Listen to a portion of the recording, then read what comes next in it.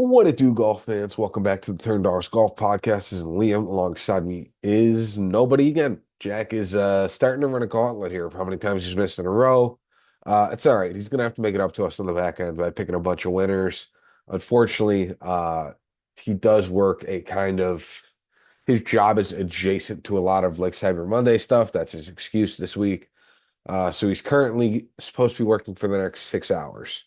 And that's in the East Coast if you're paying attention there. So it's already 6 o'clock there. He's still on the clock. He's supposed to be off at midnight and then back into the office at 7 a.m. tomorrow. So he's currently burning the candle on both ends. So he's out for this week for the golf tournament, which is fine because hopefully you guys have been enjoying these solo podcasts with me. I've already told them that if he's starting to miss weeks like Century and anything beyond that, I will be extremely giving him some grief and busting his balls. So expect that he's going to start being here more frequently in the coming weeks. One thing to note, I am extremely stuffy. I'm not feeling 100%. So if you hear me sniffling, I'm sorry. I'm going to try and do it and cut it out in post just to make things a little bit more enjoyable as far as the listening and the audio side goes. If you're watching me on YouTube, unfortunately, I'm not all dolled up and dressed to the nines this week. I know you're really disappointed. I was going to go for the fancy bow tie and the three-piece suit, but you're just going to get sweatshirt Liam with a little bit of 5 o'clock shadow. It's going to happen. So, all right. With that, RSM Classic 2 weeks ago, Sea Island Resort. There was the Seaside and the Plantation Resort, or courses, I guess. Winner, Maverick McNeely. Nice win for the kid. I mean, I feel like I always like this guy and he sucks for me every time. So, of course, the one time I have no interest and no data or no nothing on him is the week where he comes out of nowhere. So that's super fun. But congrats to Maverick McNeely. Some notable guys to miss the cut. Seamus Power, Siwoo Kim, Matt Kuchar, Matt McCarty, Keith Mitchell, Nate Lashley, Wesley Bryant, Andrew Putnam, Alex Smalley, Jacob Bridgman. You may notice that there's some smaller names on there. This field was not the strongest field of all time, and there were a lot of guys that kind of just meandered along that did fine. So I don't have that many major guys that ended up missing the cut. Some low price guys that Jack and I were all over. I mean, Lonto Griffin was in the 6K range and he finished T68, so that's okay. You'll take a made cut there. Same thing with Patton Kizzire. He was another really cheap option. He finished T66, so you love that made cut. Joe Highsmith was T11, which is great. You'd love to see that. And then Mark Hubbard was T35. He's a little more expensive, but again, top 40 out of Hubbard, another made cut, another day in the office for him. Some of our big misses, if you want to call this a miss, Davis Thompson finished T60. We weren't super high on him, but I had him in one of my lineups. So unfortunately, that was a tough loss. Siwoo Kim withdrew, which sucks. And then Matt McCarty missed the cut as well. So those were some of our biggest misses. As far as DraftKings lineups go, I went 3 for 6 if you include the withdraw. Denny T25, Seamus withdraw, Austin Eckroat T17, Matt McCarty miscut, Matt Kuchar miscut, Lonto Griffin T68. On FanDuel, I went 4 for 6. I had Davis Thompson T60, Danny McCarthy T25, Harris English T60, Austin Eckroat T17, and then McCarty and Richie Werenski both missed the cut, unfortunately. So that happens. Beyond that, for bets, I ended up going 3 out of 5. I had Denny top 40 at -150. That was a win. I had Matt McCarty top 40 at +100. That was a loss. I had Austin Eckroat top 30 at +105. That was a win. I had Matt Wallace as the top Englishman over Russell Knox, Martin Laird, David Skins, Callum Tarrant, and Ben Taylor. I think Callum Tarrant finished top 10 this week. So that was a loss. And then I had Aaron Baddeley over Tom Wilkinson at -150. That was a win. So again, 3 for 5. I am up 0.38 units on the week, which makes me up 5.5 units. Or no, I don't think I updated that from last week. So I'm up what? 5.91 units? Yeah. 5.91 units on the year. So I'm up almost 6 units, which is great for me at least. I'm sure Jack would like to be up more. So for Jack's winners, I gave him Siwoo Kim and Harris English. Siwoo Kim ended up withdrawing, which is unfortunate, and Harris English finished T60. So Jack's winners didn't do very good, but that's the price you pay when you don't show up in the podcast. You get somebody you don't like as much. Good job, Jack. Do better next time. But fun stuff. For my winners, I had Austin Eckroat and Matt Wallace. Austin Eckroat finished T17, which wasn't a win, but T7 top 20 out of a pretty meh player is good, all things considered. So we'll take that. And then my other one was Matt Wallace, who finished T53. Nothing fancy there. My wild card this week was Joe Highsmith to finish top 30 at plus 200. That was a winner. I don't remember what he actually finished. I know I think I said it at one point, T11. So I could have gotten him top 20 in theory, but I am now 4 wins, 5 losses on wild cards. So I'm hitting at almost a 50% clip on wild cards, which is pretty good considering I'm getting them at plus 200 or more every week. I think Joe Highsmith ended up finishing the week at like a plus 170. But when I saw him, he was plus 200. So hopefully you got him there. All right, on to this week. We are going to the Hero World Golf Challenge at the Albany Golf Club. Just some highlights. This is Tiger Woods' event. Jack is not on the podcast, therefore there is no Tiger Woods glazing this week. I'm sorry to disappoint you. If you wanted Tiger Woods glazing to be on, he should have been on the podcast, but he's not here. So 20 golfers in the field this week. All of them will play all 4 rounds. So if you're playing in DFS, be advised, you're going to pick about a third of the entire field in your lineups this week. It's going to cause challenges. It's going to cause a lot of people to overlap. The amount of people with like Scotty Scheffler or Ludwig Gobert or Justin Thomas or Tom Kim or any of the other ones are just going to multiply because there's only 20 guys to choose from. There's not, 70 if it's a no-cut event, normal no-cut event, and there's not 120 or 140 in a full field. So you're going to get much more overlap. So be advised, you got to be a little different and take some guys that not everybody else would go to. If you look at the data on this course, it actually says that around the green play is going to be really tough this week. But there's only 20 golfers in the field, and the data doesn't really show that much. It's kind of vague. So honestly, I would go with just recent form, who's been playing recently, who's been playing well recently, and go from there. So also, to be honest, this field is kind of weak in comparison to what we usually see at this event. There are only 3 golfers in the top 10 in the OWGR in the world this week playing. For example, we're missing like Victor Hovland, Colin Morikawa, Rory, who doesn't normally play this event, but still we're missing him. Who else? Xander. Jordan Spieth is not really top 10 in the world, but I mean, he's a name that would almost always be in this field. And there's probably more bigger names that I honestly can't think of this week. But keep that in mind when we are going through. Let's get into the DraftKings pricing. We have 3 golfers in the 10K range. The first one being just this guy who's like kind of half decent, who's been playing really well recently. His name is Scotty Scheffler.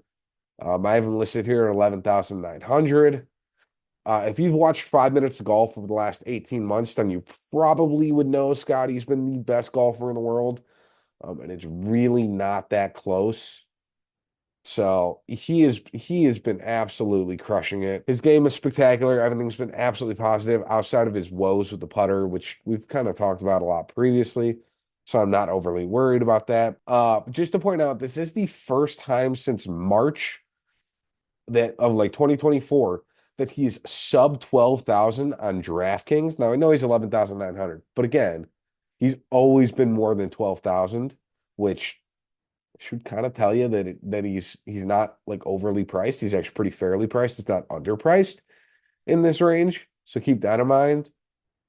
And just also bear in mind his 3 finishes here at this event. He's got a first place, a second place, and a second place. He's also won 5 of the last overall no-cut events on PGA Tour, which is also absolutely crazy. So Scotty's very valid, very warranted this week. I totally get going to him. I get wanting to stay away from him, but I would avoid doing so. He's just too good of a golfer and too weak of a field right now with only 20 guys. I think he's got a really good shot this week. Second guy, Patrick Cantlay, 10,200. He was honestly pretty good in the President's Cup when you look back at his history. He gained strokes gained in all categories during that event. He does have a finish here of 17th. He's also got a T5. Both were prior to 2020, so I don't really take that into too much account. He's a valid option, and if nobody goes to him and he's got extremely low ownership, I'm happy to go to him. But in all honesty, pick Scotty more than him if you're don't overthink it. Scotty's the option between the two of them still. Third guy is Ludwig Aubert coming back off the injury. He had two really good rounds and two not that great rounds at the RSM Classic, which is great. He got through the event, which was also nice. This is his first time here at the Hero, and I think he's a decent option again this week. Similar to Cantlay, but again, if it comes to it, just take Scotty. Don't overthink it. It should be pretty simple, all things considered, at that point. So just stick with your guns on that. Into the 9K range, only two golfers here. Justin Thomas and Sam Burns. Justin Thomas, he just had a kid. So he's a dad now, so he might have some dad strength. But congrats to JT on on fatherhood. Last time we saw him play golf was the Zozo, where he finished T2 and gained it everywhere in the bag except for the putter. He gained over 8 strokes with the approach on that event. His data actually looks very good as well. Kind of reminisce of Prime JT. And his weaknesses had been with the putter in his past 5 starts. So again, also Prime JT. He has great history here with 4 top 5 or better finishes, and then a T12 and an 11th back in 2018 and 2017. Sam Burns, he has history here of 16th, 12th, and T3. He seems to struggle at events like this for whatever reason. And the fact that he doesn't really rate out great doesn't give me a lot of confidence to go back to him this week. He has potential to do really well, but he just doesn't have the upside. I would either go to JT in this range or just avoid it altogether. Russell Henley, he actually ranks third in this field in strokes gained in 2024, only behind Scotty and Ludwig. He starts out the 8K range at 8,800. You have Tom Kim at 8,400, Wyndham Clark at 8,000. Russell Henley's been living in the top 15 range in most tournaments the past few months. And he's really the type of player who's been doing so with his approach play and not with his putting. His putting has actually kind of been below average. So it's kind of crazy to me that he's been playing as well as he has, and his putter really hasn't done much for him. It makes it a very interesting play to go to. So keep that in mind if you want to go to him. Tom Kim, I don't know if they're going to show it in DraftKings, but Tom Kim does have a second at the Korea Championship on the European Tour, and he missed the cut at the Asian Tour this past week. But when his game is on, he really does give prime JT Justin Thomas type of energy. He's got great approach play with an inconsistent putter. He played here in 2022 and finished T10 in a much, much, much more difficult field. You know, Sander was in that field. Morikawa was in that field. Hovland was in that field. It was a much better tournament, and he finished T10 there. So I think he has great potential to play quite well this week, and I very much like him, probably the most at this range. Wyndham Clark, be prepared to just kind of take a risk with him. He finished second to last in 2023, only beating a injured Wyndham Clark last year. He also came into this event in really bad form. He is doing better now. He has peak weeks of 8th, T7th, T10th, and T9th in his past 10 starts. Just don't look at his other 6 starts where he's got missed cuts in top 50s, basically thrown in there as well. So I don't know if he's worth it in this range. He is a risk. Nobody's going to go to him. He's not going to be extremely popular. But at 8,000, he is, again, a big boom bust option. I'm going to kind of loop the 7 and the 6K range together because, in all honesty, there's like 4 or 5 good names in here, and then it's kind of junky. And by good names, I mean playable names. Let's be clear on that. First one we'll do is Sahith Theegala. He's an interesting play this week in a weaker field. He's not that expensive when in reality, I think he could probably be Wyndham Clark's price. He's honestly kind of matured a lot on the PGA Tour the last 18 months. And when you look at his finishes, it kind of shows he no longer misses egregious amounts of cuts, which is kind of nice. He's less consistent than you hope, but his finishes now are more like top 10s into top 40s as opposed to top 30s into miscuts. His price usually shows it, but again, he's 7,300 this week. If he finishes top 12, you're pretty happy with that. And at 7,300, he can probably finish top 10 too at this point, at that rate. But in all honesty, I think he's probably the best 7K choice. Into the 6K range we go. I will start with Akshay Bhatia at 6,700. He plays really well on coastal courses. This is a coastal course. He has a bit of boom bust potential, but when you look at his data, he really gives like discount Sam Burns type of player. Bear in mind that Sam Burns is 9,000. Akshay Bhatia is 6,700. So for like 20, what, $2,600 less, you can get Akshay, who's a similar version of Sam Burns. I don't hate going to him this week. I think he's an interesting option. He's not my first choice in this range by any means. Nick Dunlap at 6,400 is a really good choice. We haven't seen him since the Sanderson, but his last three starts, he's gained over 5.5 strokes on approach in two of them. He's got a bit of a putting issue recently, currently with he's about 4 rounds though this week to prove it. And again, he's the third cheapest option in the field. Right now, he is almost top 15 in the world, which is crazy because they base that off of 40 rounds. So if you give him another 15 rounds, because he's only played 25 rounds on the PGA Tour, if you give him another 15 rounds, he will probably end up at one point there in the top 10 in the world, maybe top 12. We'll say top 12 in the world once he plays 15 more rounds. Even if he plays awful, he'll just stay 15th in the world. But I think he can finish top 10, top 12. And he is the third cheapest golfer in this field, which is wild. Next, Seb Straka. In 4 of his last 5 starts, he's gained at least 2.5 strokes to the field. And all 4 he had finishes in the top 40. It shows a miscut at the RSM. It doesn't really show the whole story. He struggled with the Plantation course, played really good on the Seaside course. He basically missed the cut on the number. I'm not too worried about it there. I think he's fine this week, and he's a decent cheap option with some upside if you're really looking for something like that. Lastly, the risky play is Matthew Pavon. He actually left his swing coach, which is always an interesting play. This time last year, it was actually when he first began to show up on the scene, and he went crazy. I think it was technically at the Sony, some a couple weeks early. But hey, he's made a swing coach. He's making a couple changes.